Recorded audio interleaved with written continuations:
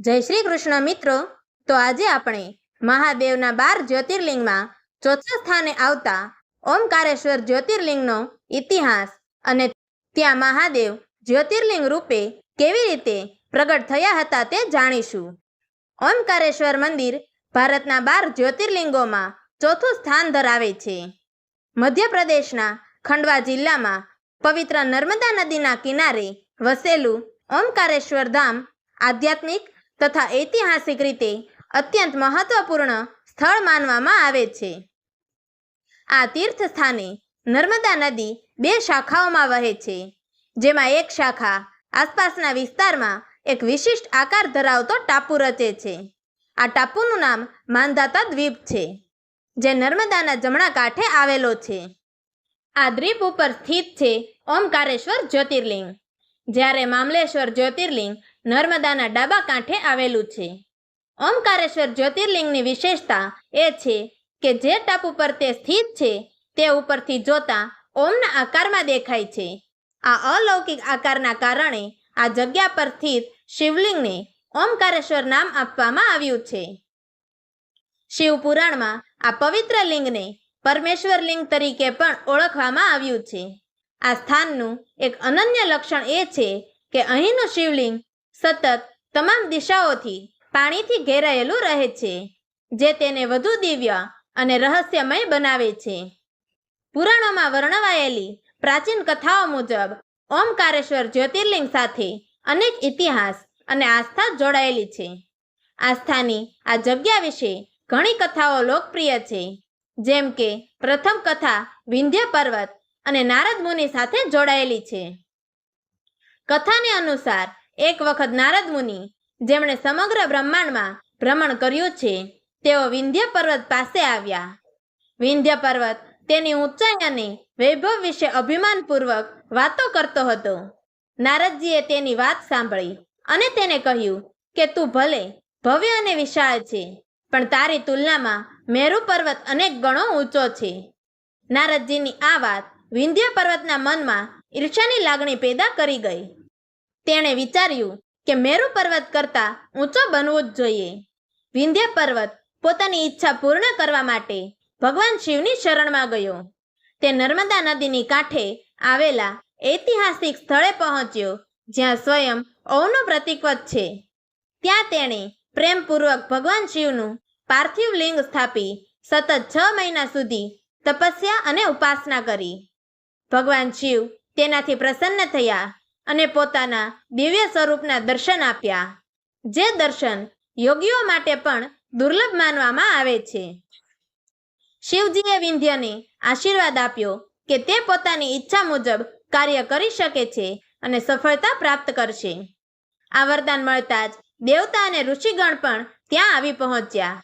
તેમણે પણ ભગવાન શિવની પૂજા અને સ્તુતિ કરી અને વિનંતી કરી કે હે મહાદેવ, કૃપા કરીને આ પવિત્ર સ્થાન પર સદાય નિવાસ કરો. દેવતાઓની આ ભક્તિ ભરેલી માંગણીથી શિવજી આનંદિત થયા અને ત્યાં સ્થાયી થવાનું સ્વીકાર્યું. આ સ્થળે પ્રતિષ્ઠિત એક જ ઓમકારલિંગ 2 ભાગમાં વિભાજિત થયું, જેમાંથી એક ભાગ ઓમકારેશ્વર તરીકે ઓળખાયું અને બીજું મામલેશ્વર અથવા અમલેશ્વર તરીકે પ્રસિદ્ધ થયું.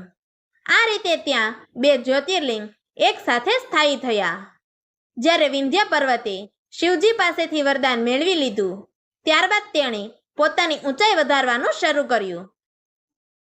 પરંતુ તેણે શિવ ભક્તોના માર્ગમાં અવરોધ ન થાય એવી શરતનું પાલન કર્યું. તદ્દન બાદમાં તે સૂર્ય અને ચંદ્રના માર્ગમાં અવરોધરૂપ બન્યો.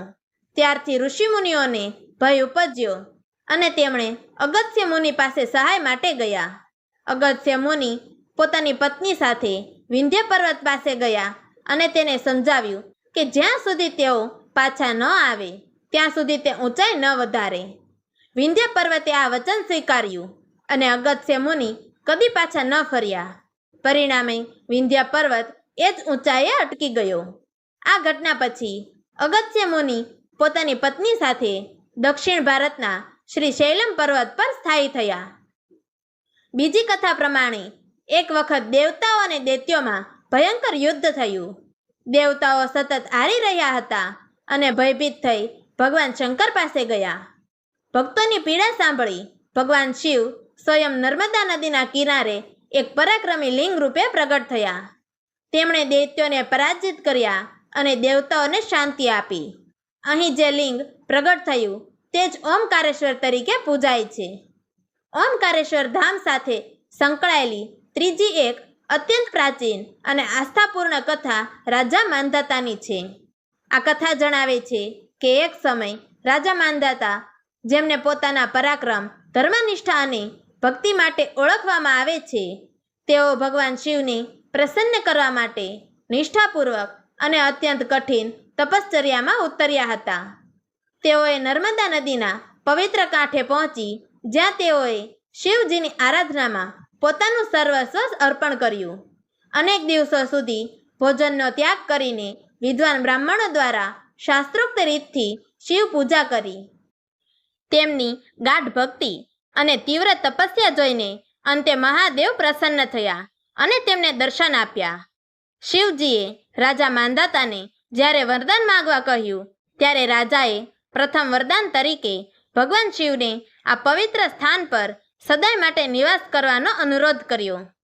પછી બીજા વરદાન રૂપે વિનંતી કરી કે હે મહાદેવ, તમારું નામ તો સદાકાળ અમર છે, પણ કૃપા કરીને એ સ્થાન પર તમારું અને મારું નામ જોડાઈ રહે, જેથી ભવિષ્યમાં આ પવિત્ર ધામ મારું નામ ધરાવે.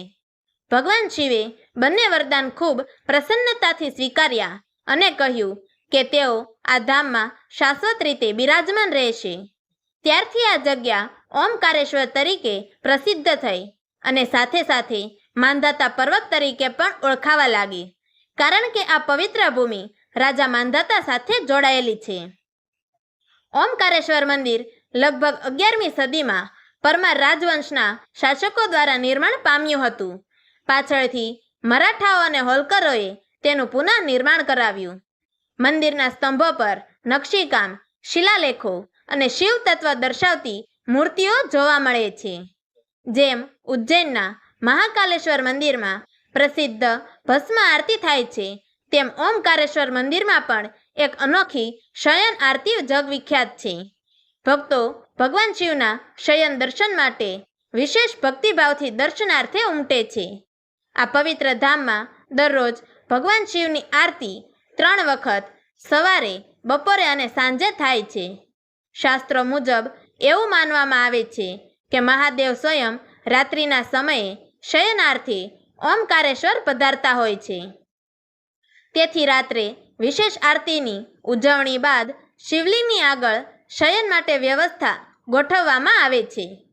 આ મંદિર સાથે સંકળાયેલી એક અનોખી લોકમાન્યતા છે કે ભગવાન શિવ અહીં માતા પાર્વતી સાથે ચોપાટ રમીને વિહાર કરતા હોય છે. આ માન્યતાના આધારે દરરોજ રાત્રે મંદિરના ગર્ભગૃહમાં ચોપાટ ગોઠવવામાં આવે છે. વિશેષ વાત એ છે કે જ્યારે સવારે મંદિરમાં દરવાજા ખોલવામાં આવે છે, ત્યારે ચોપાટમાં સ્પષ્ટ રીતે ચાલ ચિતરાયેલી હોય છે, જેમ કોઈ રાતે ખરેખર ત્યાં રમ્યા હોય. જ્યાં સુધી સન્નાટો રહે છે, પક્ષી પણ ન ઉડે તેવી જગ્યા હોય, ત્યાં આવી ચોપાટ પરના વિખરાયેલા પાસા ભક્તોમાં શ્રદ્ધાનો વિષય બને છે. આ રિવાજ અને આસ્થાનું જીવંત દ્રષ્ટાંત ઓમકારેશ્વર જ્યોતિર્લિંગ છે, જ્યાં ભક્તો માત્ર દર્શન માટે નહીં, પણ શિવજીના જીવંત વિહારમાં તત્વરૂપે જોડાવા આવે છે. ઓમકારેશ્વર અને મામલેશ્વર બંને લિંગના દર્શન કર્યા વિના યાત્રા અધૂરી ગણાય છે. અહીં ભગવાન શિવ અને માતા નર્મદાનું તાંત્રિક શક્તિ સ્થાન માનવામાં આવે છે. પવિત્ર નર્મદામાં સ્નાન અને શિવલિંગ પર જળ અર્પણનું ખૂબ મહાત્મય છે. નર્મદા નદીના વહેતા જળ પ્રવાહથી બનેલો ટાપુ ઓમ સ્વરૂપમાં દેખાય છે. ઓમ સંસ્કૃતનો પવિત્ર મંત્ર છે, જે બ્રહ્માંડની ઉર્જાનું પ્રતીક માનવામાં આવે છે. તેથી આ પવિત્ર ધામ ઓમના ઈશ્વર રૂપે ઓમકારેશ્વર તરીકે ઓળખાય છે. ઓમકારેશ્વર જ્યોતિર્લિંગના દર્શન માત્રથી મનુષ્યના તમામ પાપો દૂર થાય છે અને મુક્તિ મળે છે એવી માન્યતા છે. શ્રાવણ માસ અને મહાશિવરાત્રિ જેવા પવિત્ર અવસરો પર હજારો ભક્તો અહીં દર્શન માટે આવે છે. આ જીવન નાશવંત છે, પણ ભક્તિથી શાશ્વત બનાવવામાં આવે છે. ઓમકારેશ્વર ધામમાં આવીને મનુષ્ય પોતાની અંદર રહેલ શિવ તત્વને ઓળખી શકે છે. અહીં શિવ ભક્તિ, શાંતિ અને મુક્તિ ત્રણેય એક સાથે પ્રાપ્ત થાય છે. ઓમકારેશ્વર જ્યોતિર્લિંગ એ માત્ર એક ધાર્મિક સ્થળ નથી, તે આધ્યાત્મિક ઉન્નતિનું પ્રતીક છે. અહીં ભગવાન શિવનું ભક્તિમય સ્વરૂપ ભક્તોને આત્મશક્તિ આપે છે. નર્મદાની તટે વસેલું આ પવિત્ર ધામ હજારો વર્ષોથી ભક્તો માટે આશા, ભક્તિ અને ઉત્કર્ષનું કેન્દ્ર રહી ચૂક્યું છે.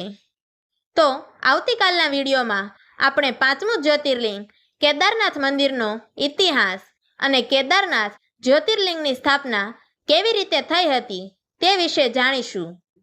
તો મિત્રો, તમને અમારી આ વાર્તા પસંદ આવી હોય તો અમારી ચેનલને લાઈક કરજો, શેર કરજો અને 12 જ્યોતિર્લિંગનો સંપૂર્ણ ઇતિહાસ તેમજ અન્ય ધાર્મિક, પૌરાણિક અને ઇતિહાસની કથાઓ જાણવા માટે નીચે આપેલા બ્લેક બટનને ક્લિક કરી અમારી ચેનલને સબસ્ક્રાઈબ જરૂરથી કરજો. તો મિત્રો, અમારી આ વાર્તાને છેલ્લે સુધી સાંભળવા માટે તમારો ખૂબ ખૂબ ધન્યવાદ. જય શ્રી કૃષ્ણ. હર હર મહાદેવ.